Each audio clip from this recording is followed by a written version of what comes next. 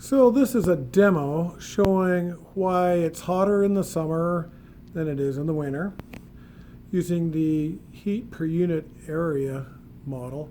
So I have a grid on my LCD projector shining onto my projector screen, and I have the Earth in front of it. Now if you look at the grid, each square has the same amount of solar energy in it. And so what I'm going to do is I'm going to come over and I'm going to show you what those squares do on the globe. So right here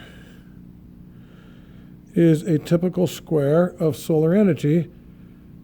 And notice that it's, I don't know, 4 inches by 4 inches. That's about 16 square inches. So but come up here and look at how big this square up here is. It's way like that. So notice that when it's coming at a deflected angle, the area is huge, like maybe 30 square inches. But it has the same solar energy. So the bottom line is, it's hard to do, the solar energy over 16 square inches of area is the same solar energy over way more solar energy, so the energy per unit area is smaller because that same energy is spread over a longer area and over this. So this would be, if I dial it over like this, my globe's thing's broken. That's what you get when you get something for free. Okay, here is Northern Hemisphere winter. It's harder to do than you think.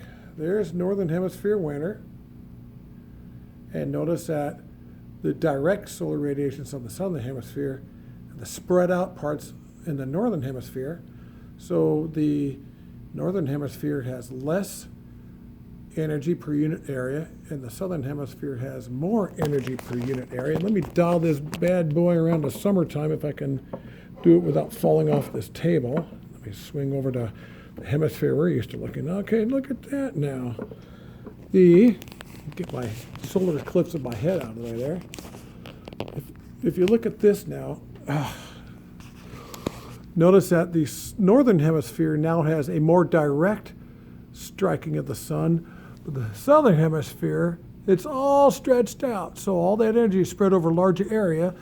Where up here, the energy is spread over a small area. So in the summer, there's more energy per unit area than it was in the winter. Now, there are two other components.